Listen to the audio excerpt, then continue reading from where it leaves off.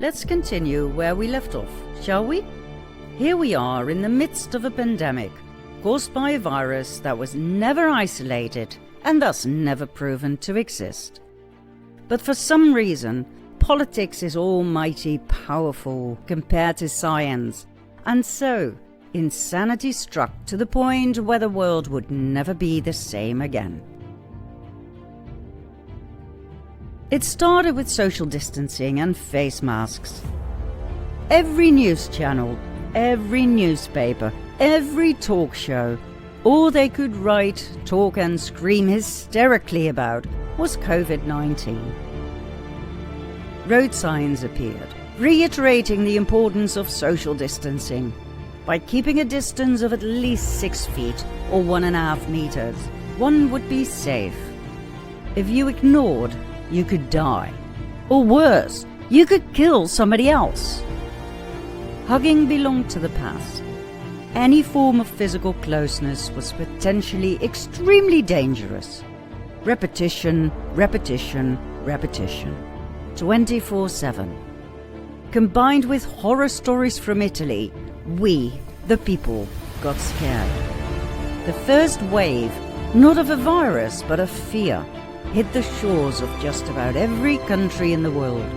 And when fear takes over, rational thinking becomes difficult, if not impossible. Nobody told us that the Italians who died during that first so-called outbreak were of very old age. They had all been vaccinated early 2019 with an experimental flu shot, a cocktail of 4 different types of influenza, among which H1N1, the swine flu. When they were hit with the autumn flu, their immune system was down. They didn't stand a chance.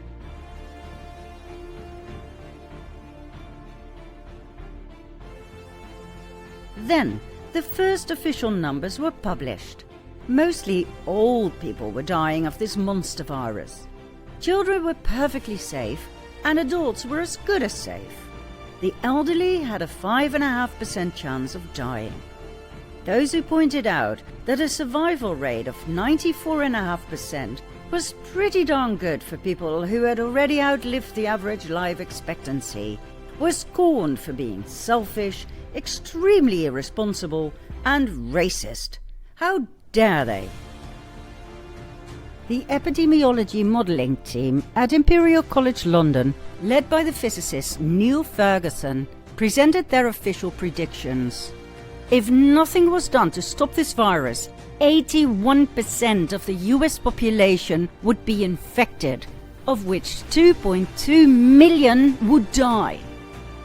The UK would count 510,000 deaths. My! Those predictions were absolutely horrifying. God only knows why Neil Ferguson and Imperial College London were asked for their opinion in the first place. They had a history of highly exaggerated numbers that were always way off.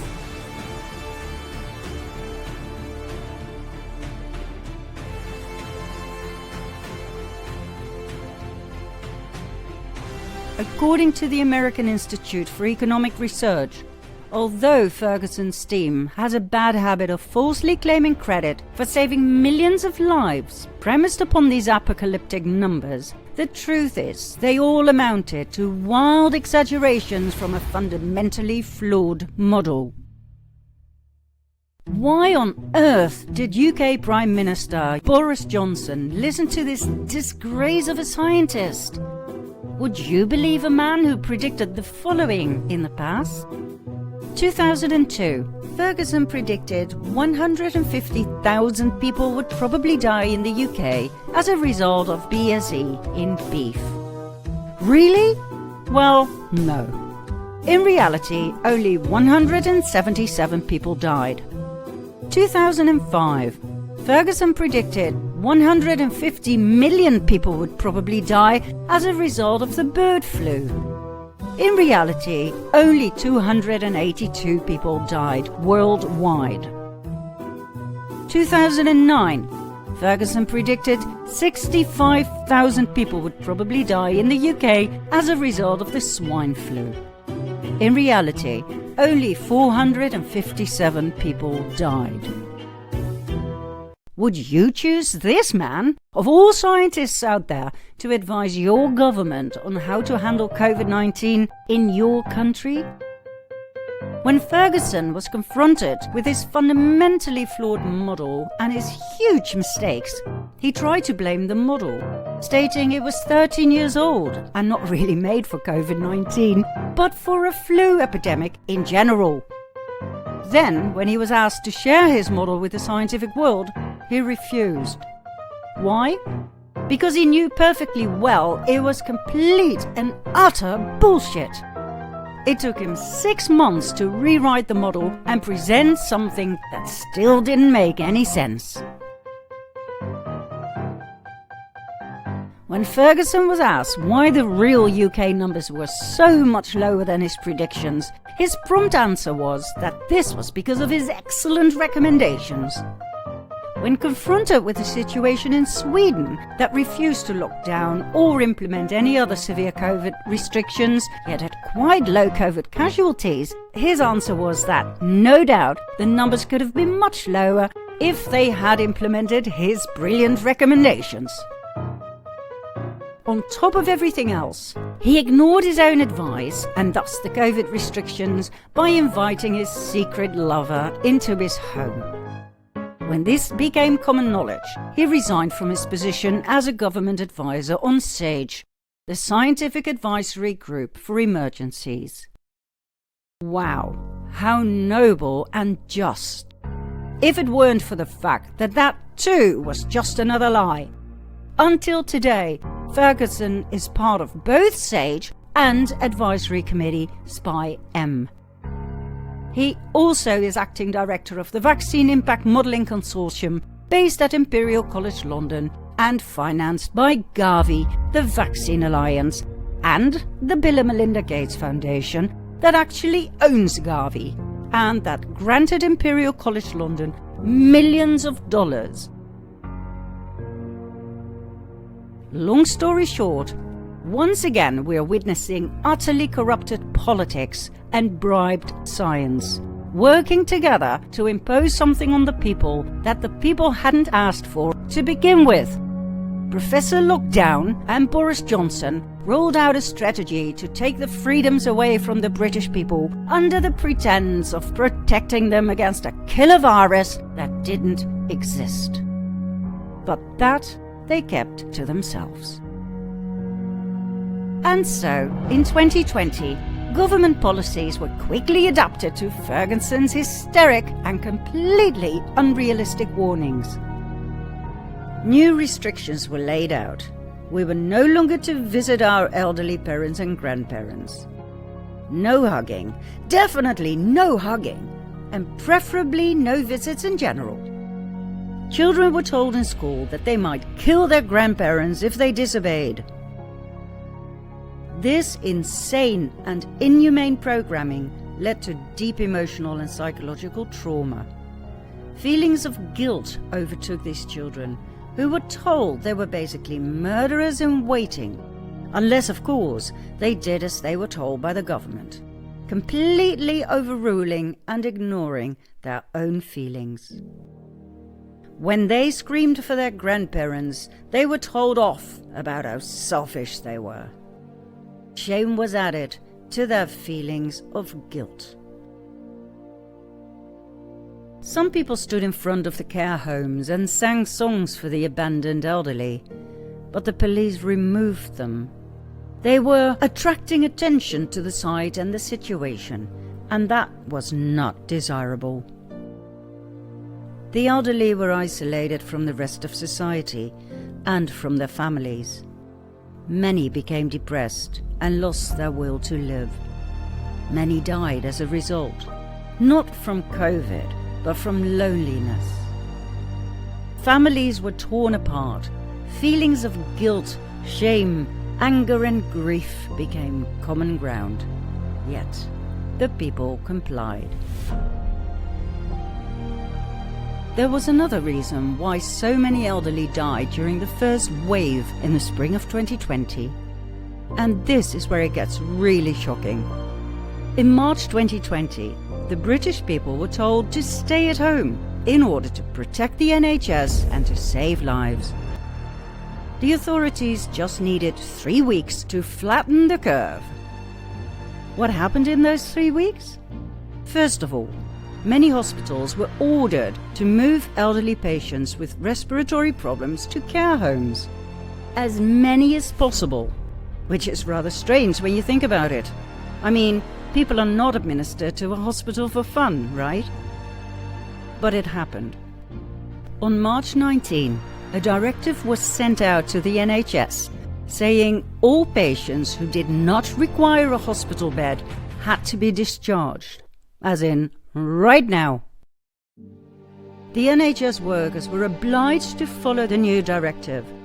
They had precisely 1 hour to get those patients out of bed and into their clothes, after which they had another 2 hours to take them from the hospital to their new home, in most cases a care home. Did those patients have a voice in this at all? No, they did not. Their beds had to be empty for COVID-19 patients, those poor sufferers of a virus that had not been proven and would never be proven to exist. This directive was most efficient, as you can see in this graph. Only 62% occupancy of hospital beds remained, 30% down compared to previous years. So, what happened to those patients who ended up in care homes? They were euthanized. Do we have evidence for such a brutal claim? Yes, we do.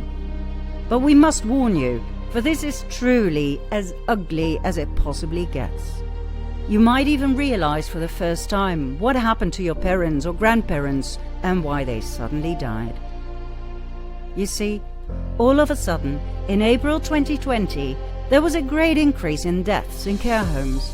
No less than 26,541 people died in April 2020 alone, an increase of 17,850 on the 5-year average. That's an awful lot of excess deaths in just 1 month. What happened? They were given midazolam. That's what happened. But you weren't told, were you? And neither were they. Midazolam is a very strong sedative, used, among other things, to relieve anxiety and fear. It is also used in lethal injections in the US, combined with 2 other drugs. The NHS workers were told to ease the suffering of the patients who were removed from their hospital beds and were now in their care home beds. Most of them had respiratory problems, so wouldn't it be nice to give them an intravenous cocktail of morphine and midazolam? Sounds sweet, doesn't it? Well, it wasn't. You see, midazolam affects the central nervous system, and thus a person's breathing.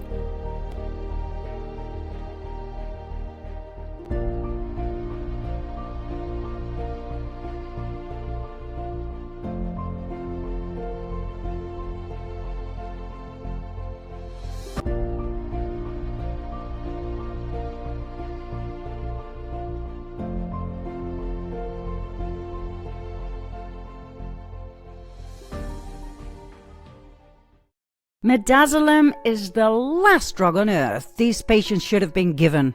It causes shallow, slowed or temporarily stopped breathing that may lead to permanent brain injury or death.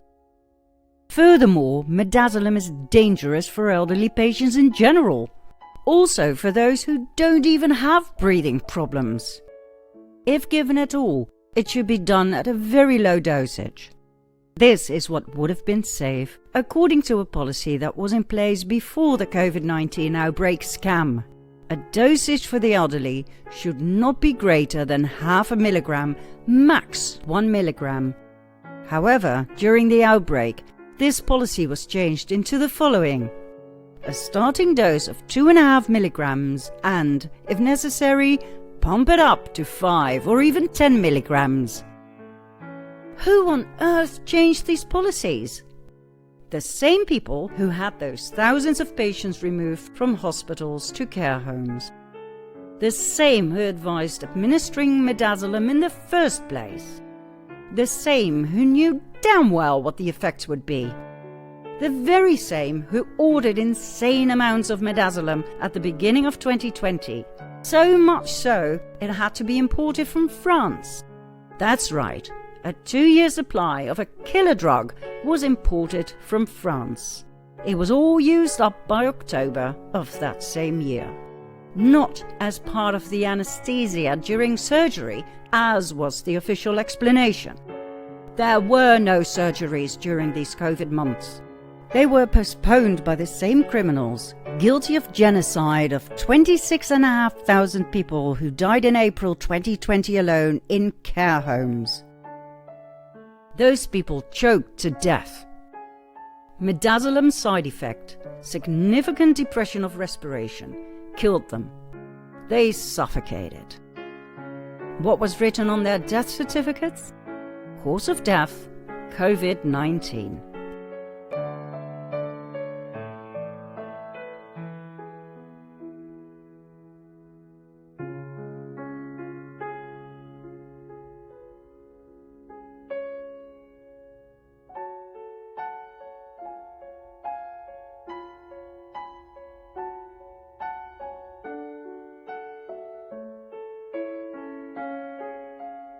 Who are the criminals behind this evil scheme? Secretary of State for Health and Social Care, Matt Hancock. GP and Member of Parliament, Dr. Luke Evans. And the Department of Health. Here they are, deliberating their midazolam stockpile to make sure they were ready for the kill. A good death needs 3 things. It needs equipment, it needs medication, and it needs the staff to administer it. So in terms of equipment, a few quick questions. Do you have enough syringe drivers in the NHS to deliver medications to keep people comfortable when they're passing away? Yes, right now we do.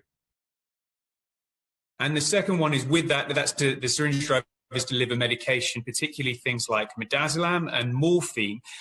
Do you have any precautions put in place to make sure we have enough of those medications to be delivered? Yes, we've got a big project to make sure that those sorts of medications, as well as the ITU medications that I spoke about earlier, that the supply chains, global supply chains for those medicines are clear. The so-called good death Hancock and Evans talked about means euthanasia. What you just witnessed was part of a parliamentary committee meeting in which euthanizing the elderly in care homes by means of midazolam and morphine was openly dealt with. Did they act on their own accord? Of course not. The Department of Health, Prime Minister Boris Johnson, each and every puppet of the cabal presently seated in the British government were part of this grand euthanasia scheme of the elderly, as part of the global sustainable development goals and thus the depopulation agenda. Shocking to see it in action, isn't it?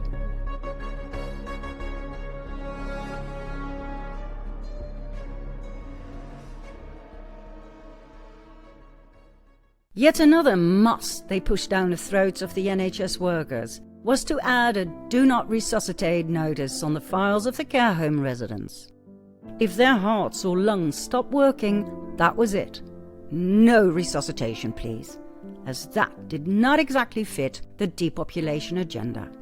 Just let them die, the useless eaters. Oh, and of course, nobody told the residents or their loved ones a thing. The 3 weeks the authorities needed to flatten the curve was invented to intentionally end the lives of 26,500 people. That's why the British people had to stay home. Not to protect the NHS or to save lives, but to let the cabal execute their evil euthanasia program. This didn't just happen in the UK. It happened in Australia, the US, and in many other countries. When Wayne Smith unravelled the midazolam scandal after his father died in his care home, he exposed what he had found. He was subsequently found dead in his home in August 21. Rest in peace, Wayne Smith, and all Midazolam victims. You will be remembered.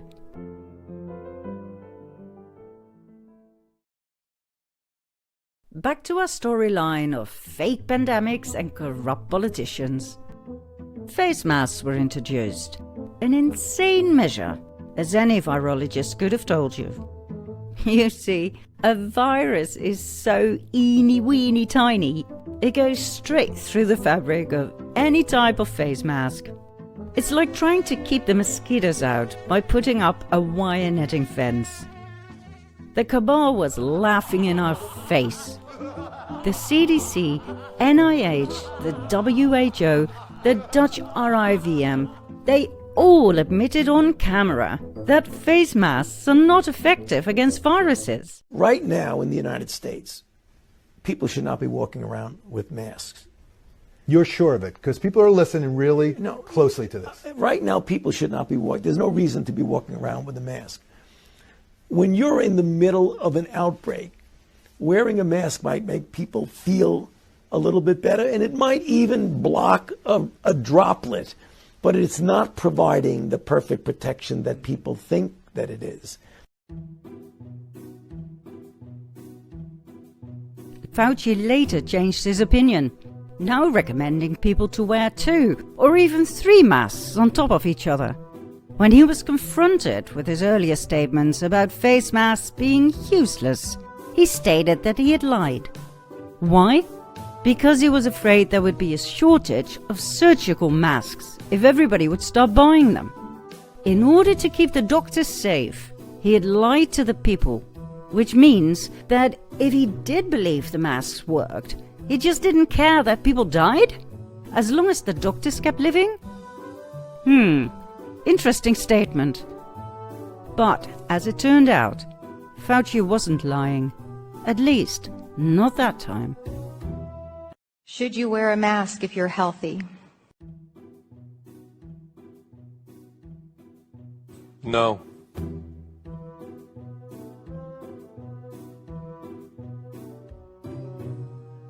That's right. You really said it. Should you wear a mask if you're healthy? No. Het instituut toont dat ongeveer 200.000 personen tenminste een week een mondkapje moeten dragen om misschien, en dan zeg ik nog misschien erbij, 1 geval van besmetting te voorkomen, van overdracht te voorkomen. Dus een buitengewoon klein effect weten we momenteel.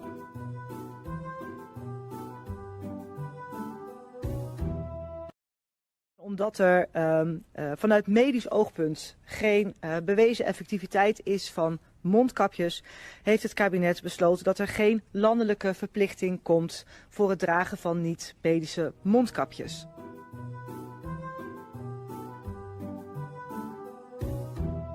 Vanuit het Veiligheidsberaad kwam wel breed het verzoek om lokaal maatwerk gericht op gedragsbeïnvloeding, dus niet zozeer medisch gerelateerd, maar wel gericht op gedragsbeïnvloeding, om dat instrumentarium toch eens stevig onder de loep te nemen. En ook te kijken waar zou je mee kunnen experimenteren. Waaronder dus ook bijvoorbeeld met mondkapjes.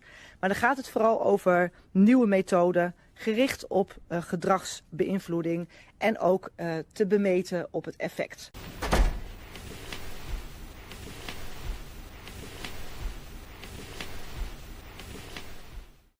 There was no pandemic. It was all just a behavioral experiment. That's why policies changed, time and again. Not because they made sense. Not because they were backed up by new scientific discoveries, but because they wanted to see how and to what extent they could manipulate people's behavior.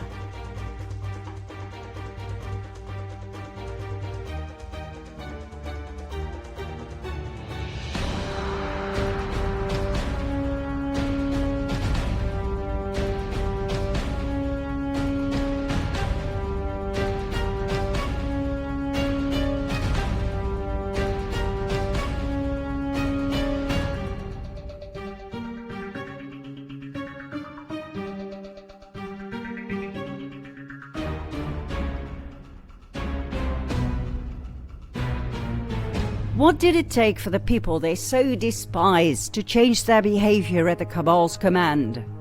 How could they use fear as their ultimate tool to steer the useless eaters by a mere snap of their fingers? Like gods playing with their creation. Like cats playing with mice before finishing them off with one final blow. Do you want to see how quickly and how ugly things escalated? Then follow me to part 20.